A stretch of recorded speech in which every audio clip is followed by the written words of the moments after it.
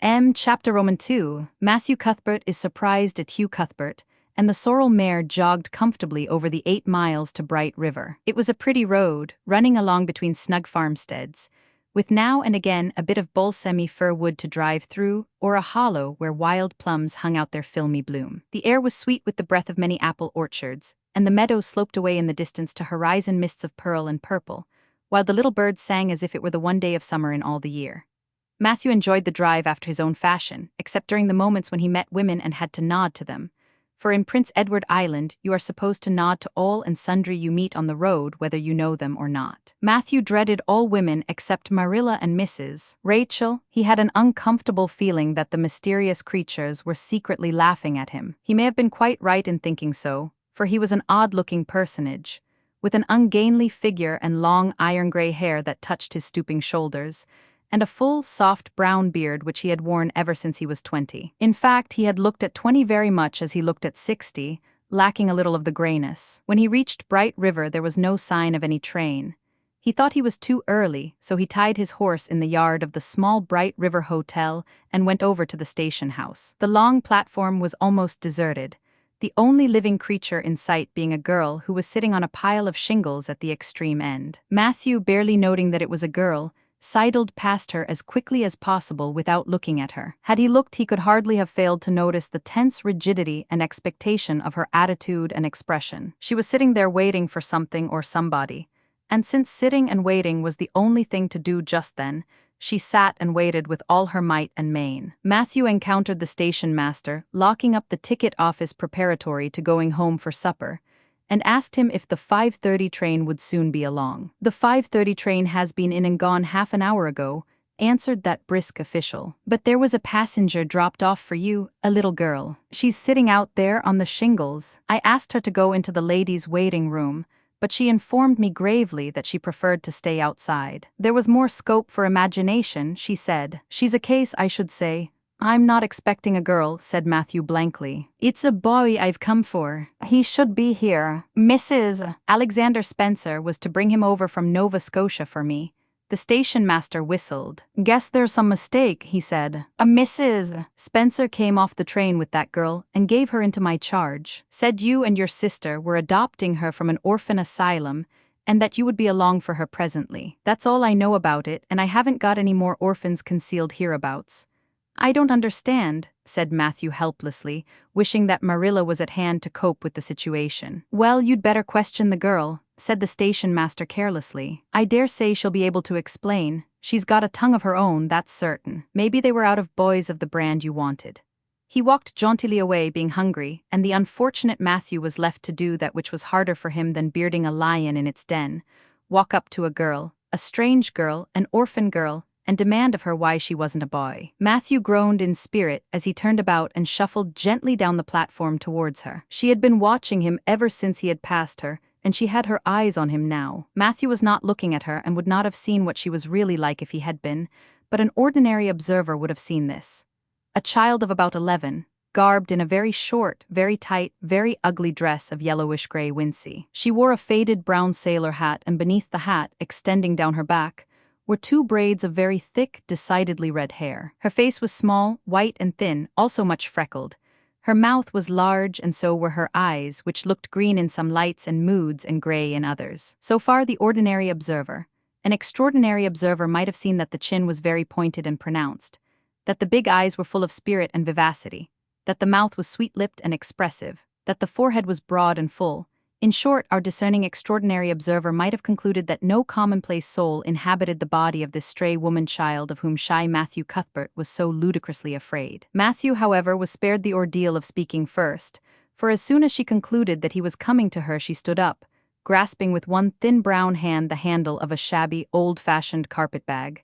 The other she held out to him. "I suppose you are Mr. Matthew Cuthbert of Green Gables," she said in a peculiarly clear, sweet voice. "I'm very glad to see you. I was beginning to be afraid you weren't coming for me, and I was imagining all the things that might have happened to prevent you. I had made up my mind that if you didn't come for me tonight, I'd go down the track to that big wild cherry tree at the bend, and climb up into it to stay all night. I wouldn't be a bit afraid, and it would be lovely to sleep in a wild cherry tree all white with bloom in the moonshine, don't you think? You could imagine you were dwelling in marble halls, couldn't you? And I was quite sure you would come for me in the morning, if you didn't tonight.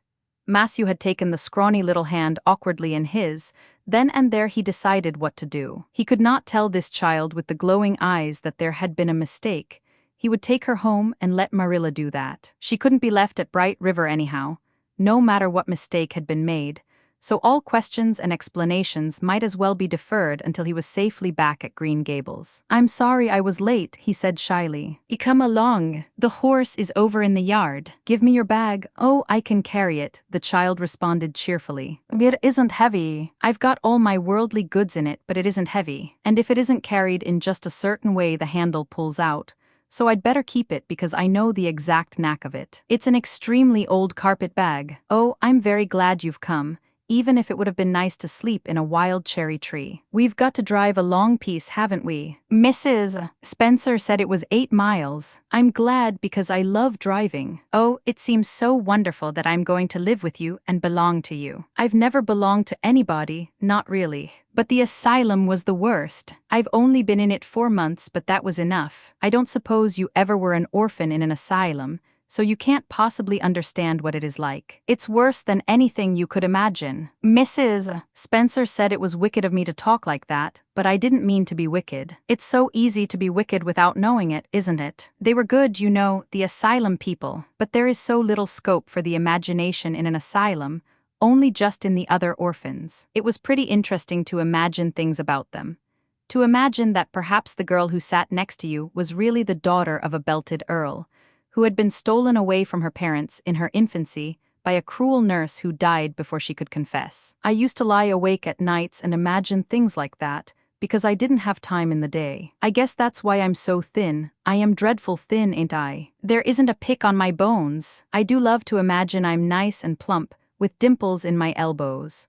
With this, Matthew's companion stopped talking, partly because she was out of breath and partly because they had reached the buggy. Not another word did she say until they had left the village and were driving down a steep little hill, the road part of which had been cut so deeply into the soft soil that the banks, fringed with blooming wild cherry trees and slim white birches, were several feet above their heads. The child put out her hand and broke off a branch of wild plum that brushed against the side of the buggy. "Isn't that beautiful? What did that tree leaning out from the bank, all white and lacy, make you think of?" she asked. "Well, now, I dunno," said Matthew. "Why, a bride, of course. A bride all in white with a lovely misty veil. I've never seen one, but I can't imagine what she would look like. I don't ever expect to be a bride myself. I'm so homely nobody will ever want to marry me, unless it might be a foreign missionary. I suppose a foreign missionary mightn't be very particular, but I do hope that someday I shall have a white dress. That is my highest ideal of earthly bliss. I just love pretty clothes, and I've never had a pretty dress in my life that I can remember. But of course it's all the more to look forward to, isn't it? And then I can imagine that I'm dressed gorgeously. This morning when I left the asylum, I felt so ashamed because I had to wear this horrid old wincey dress. All the orphans had to wear them, you know. A merchant in Hopeton last winter donated 300 yards of wincey to the asylum. Some people said it was because he couldn't sell it, but I'd rather believe that it was out of the kindness of his heart, wouldn't you? When we got on the train, I felt as if everybody must be looking at me and pitying me. But I just went to work and imagined that I had on the most beautiful pale blue silk dress. Because when you are imagining, you might as well imagine something worthwhile. And a big hat all flowers and nodding plumes, and a gold watch and kid gloves and boots. I felt cheered up right away, and I enjoyed my trip to the island with all my might. I wasn't a bit sick coming over in the boat. Neither was Mrs. Spencer, although she generally is. She said she hadn't time to get sick, watching to see that I didn't fall overboard. She said she never saw the beat of me for prowling about, but if it kept her from being seasick, it's a mercy I did prowl, isn't it? And I wanted to see everything that was to be seen on that boat, because I didn't know whether I'd ever have another opportunity. Oh, there are a lot more cherry trees all in bloom. This island is the bloomiest place. I just love it already, and I'm so glad I'm going to live here. I've always heard that Prince Edward Island was the prettiest place in the world, and I used to imagine I was living here, but I never really expected I would. It's delightful when your imaginations come true, isn't it? But those red roads are so funny. When we got into the train at Charlottetown, and the red roads began to flash past, I asked Mrs. Spencer what made them red, and she said she didn't know, and for pity's sake not to ask her any more questions. She said I must have asked her 1,000 already. I suppose I had too, but how are you going to find out about things if you don't ask questions? And what does make the roads red? Well now, I dunno, said Matthew. Well, that is one of the things to find out sometime. Isn't it splendid to think of all the things there are to find out about? It just makes me feel glad to be alive. It's such an interesting world. It wouldn't be half so interesting if we knew all about everything, would it? There'd be no scope for imagination then, would there? But am I talking too much? People are always telling me I do. Would you rather I didn't talk? If you say so, I'll stop. I can stop when I make up my mind to it, although it's difficult.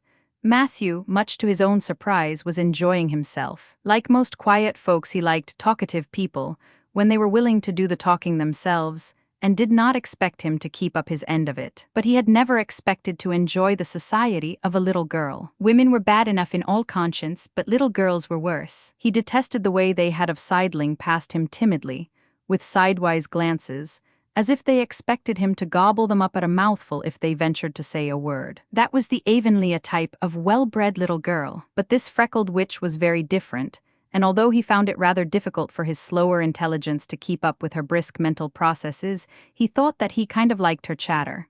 So he said as shyly as usual, "Oh, you can talk as much as you like. I don't mind. Oh, I'm so glad. I know you and I are going to get along together fine. It's such a relief to talk when one wants to, and not be told that children should be seen and not heard. I've had that said to me 1,000,000 times if I have once. And people laugh at me because I use big words. But if you have big ideas, you have to use big words to express them, haven't you?" "Well now, that seems reasonable," said Matthew. "Mrs. Spencer said that my tongue must be hung in the middle. But it isn't, it's firmly fastened at one end. Mrs. Spencer said your place was named Green Gables. I asked her all about it, and she said there were trees all around it. I was gladder than ever. I just love trees. And there weren't any at all about the asylum.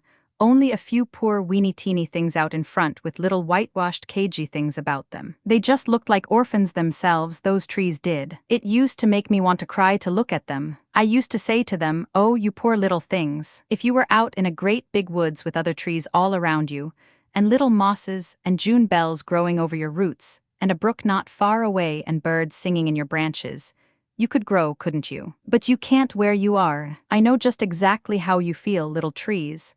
I felt sorry to leave them behind this morning. You do get so attached to things like that, don't you? Is there a brook anywhere near Green Gables? I forgot to ask Mrs. Spencer that. Well now, yes, there's one right below the house. Fancy. It's always been one of my dreams to live near a brook. I never expected I would though. Dreams don't often come true, do they? Wouldn't it be nice if they did? But just now I feel pretty nearly perfectly happy. I can't feel exactly perfectly happy because, well, what color would you call this?"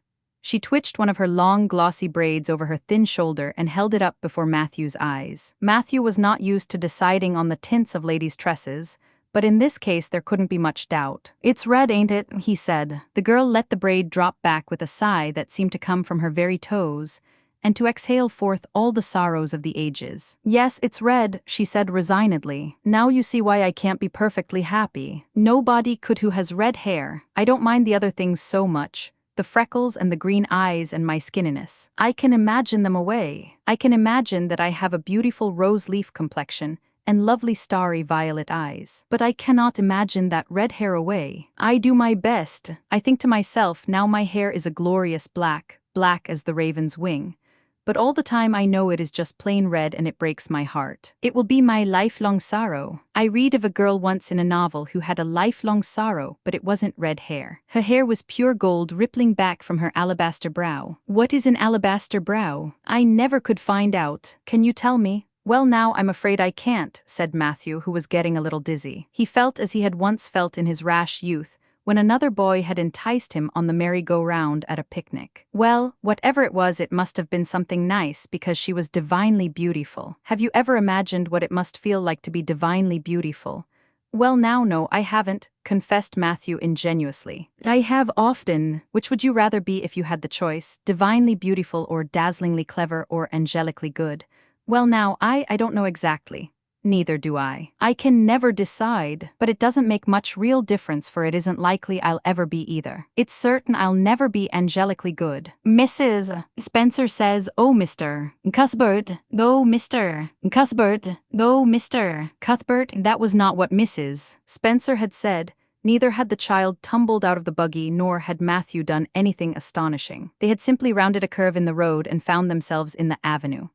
The avenue, so called by the Newbridge people, was a stretch of road 400 or 500 yards long, completely arched over with huge, wide-spreading apple trees planted years ago by an eccentric old farmer. Overhead was one long canopy of snowy, fragrant bloom. Below the boughs, the air was full of a purple twilight, and far ahead, a glimpse of painted sunset sky shone, like a great rose window at the end of a cathedral aisle. Its beauty seemed to strike the child dumb. She leaned back in the buggy, her thin hands clasped before her, her face lifted rapturously to the white splendor above. Even when they had passed out and were driving down the long slope to Newbridge, she never moved or spoke. Still with rapt face, she gazed afar into the sunset west, with eyes that saw visions trooping splendidly across that glowing background. Through Newbridge, a bustling little village where dogs barked at them and small boys hooted and curious faces peered from the windows, they drove, still in silence. When 3 more miles had dropped away behind them, the child had not spoken. She could keep silence, it was evident, as energetically as she could talk. "I guess you're feeling pretty tired and hungry," Matthew ventured to say at last, accounting for her long visitation of dumbness with the only reason he could think of. "But we haven't very far to go now, only another mile." She came out of her reverie with a deep sigh and looked at him with the dreamy gaze of a soul that had been wandering afar, star-led. "Oh, Mr. Cuthbert," she whispered, "that place we came through, that white place, what was it?" "Well, now, you must mean the avenue," said Matthew after a few moments' profound reflection. "It is a kind of pretty place." "Pretty? Oh, pretty doesn't seem the right word to use. Nor beautiful either. They don't go far enough. Oh, it was wonderful, wonderful. It's the first thing I ever saw that couldn't be improved upon by imagination. It just satisfied me here." She put one hand on her breast. It made a queer funny ache, and yet it was a pleasant ache. "Did you ever have an ache like that, Mr. Cuthbert?" "Well, now, I just can't recollect that I ever had. I have it lots of times, whenever I see anything royally beautiful. But they shouldn't call that lovely place the avenue. There is no meaning in a name like that. They should call it, let me see, the White Way of Delight. Isn't that a nice, imaginative name? When I don't like the name of a place or a person, I always imagine a new one, and always think of them so. There was a girl at the asylum whose name was Hepzibah Jenkins, but I always imagined her as Rosalia de Vere. Other people may call that place the avenue, but I shall always call it the White Way of Delight. Have we really only another mile to go before we get home? I'm glad and I'm sorry. I'm sorry because this drive has been so pleasant, and I'm always sorry when pleasant things end. Something still pleasanter may come after, but you can never be sure. And it's so often the case that it isn't pleasanter. That has been my experience anyhow. But I'm glad to think of getting home. You see, I've never had a real home since I can remember. It gives me that pleasant ache again, just to think of coming to a really truly home. Oh, isn't that pretty? They had driven over the crest of a hill. Below them was a pond, looking almost like a river, so long and winding was it. A bridge spanned it midway and from there to its lower end, where an amber-hued belt of sandhills shut it in from the dark blue gulf beyond.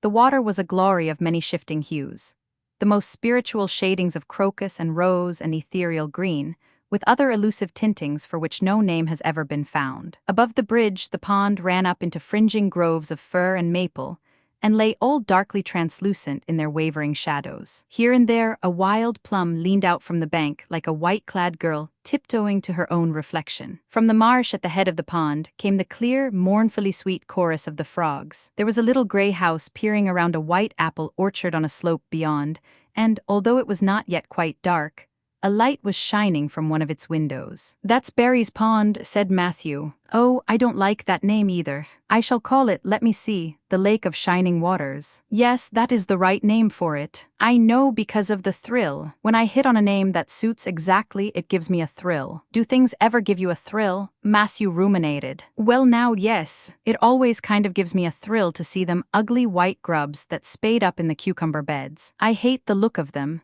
Oh, I don't think that can be exactly the same kind of a thrill." "Do you think it can? There doesn't seem to be much connection between grubs and lakes of shining waters, does there? But why do other people call it Barry's Pond?" I reckon because Mr. Barry lives up there in that house. Orchard Slope's the name of his place. If it wasn't for that big bush behind it, you could see Green Gables from here. But we have to go over the bridge and round by the road, so it's near half a mile further.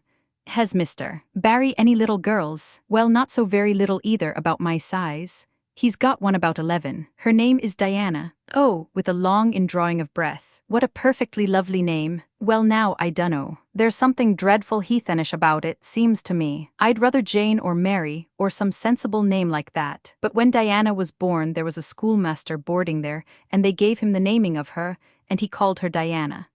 I wish there had been a schoolmaster like that around when I was born then. Oh, here we are at the bridge. I'm going to shut my eyes tight. I'm always afraid going over bridges. I can't help imagining that perhaps, just as we get to the middle, they'll crumple up like a jackknife and nip us. So I shut my eyes, but I always have to open them for all when I think we're getting near the middle. Because you see, if the bridge did crumple up, I'd want to see it crumple. What a jolly rumble it makes. I always like the rumble part of it. Isn't it splendid? There are so many things to like in this world. There, we're over it. Now I'll look back. Good night, dear lake of shining waters. I always say good night to the things I love, just as I would to people. I think they like it. That water looks as if it was smiling at me. When they had driven up the further hill and around a corner, Matthew said, "We're pretty near home now. That's Green Gables over." "Oh, don't tell me," she interrupted breathlessly, catching at his partially raised arm and shutting her eyes that she might not see his gesture. "Let me guess. I'm sure I'll guess right." She opened her eyes and looked about her. They were on the crest of a hill. The sun had set some time since, but the landscape was still clear in the mellow afterlight. To the west, a dark church spire rose up against a marigold sky. Below was a little valley, and beyond a long, gently rising slope with snug farmsteads scattered along it. From one to another the child's eyes darted, eager and wistful. At last they lingered on one away to the left, far back from the road, dimly white with blossoming trees in the twilight of the surrounding woods. Over it, in the stainless southwest sky, a great crystal-white star was shining like a lamp of guidance and promise. "That's it, isn't it?" she said, pointing. Matthew slapped the reins on the sorrel's back delightedly. "Well now, you've guessed it. But I reckon Mrs. Spencer described it so's you could tell." "No, she didn't, really she didn't. All she said might just as well have been about most of those other places. I hadn't any real idea what it looked like, but just as soon as I saw it, I felt it was home. Oh, it seems as if I must be in a dream. Do you know, my arm must be black and blue from the elbow up, for I've pinched myself so many times today. Every little while a horrible sickening feeling would come over me, and I'd be so afraid it was all a dream. Then I'd pinch myself to see if it was real. Until suddenly I remembered that even supposing it was only a dream, I'd better go on dreaming as long as I could, so I stopped pinching. But it is real and we're nearly home." With a sigh of rapture she relapsed into silence. Matthew stirred uneasily. He felt glad that it would be Marilla, and not he, who would have to tell this waif of the world that the home she longed for was not to be hers after all. They drove over Lynn's Hollow, where it was already quite dark, but not so dark that Mrs. Rachel could not see them from her window vantage, and up the hill and into the long lane of Green Gables. By the time they arrived at the house, Matthew was shrinking from the approaching revelation with an energy he did not understand. It was not of Marilla or himself he was thinking, or of the trouble this mistake was probably going to make for them, but of the child's disappointment. When he thought of that rapt light being quenched in her eyes, he had an uncomfortable feeling that he was going to assist at murdering something. Much the same feeling that came over him when he had to kill a lamb or calf, or any other innocent little creature. The yard was quite dark as they turned into it, and the poplar leaves were rustling silkily all round it. "Listen to the trees talking in their sleep," she whispered, as he lifted her to the ground. "What nice dreams they must have." Then, holding tightly to the carpet bag which contained all her worldly goods, she followed him into the house.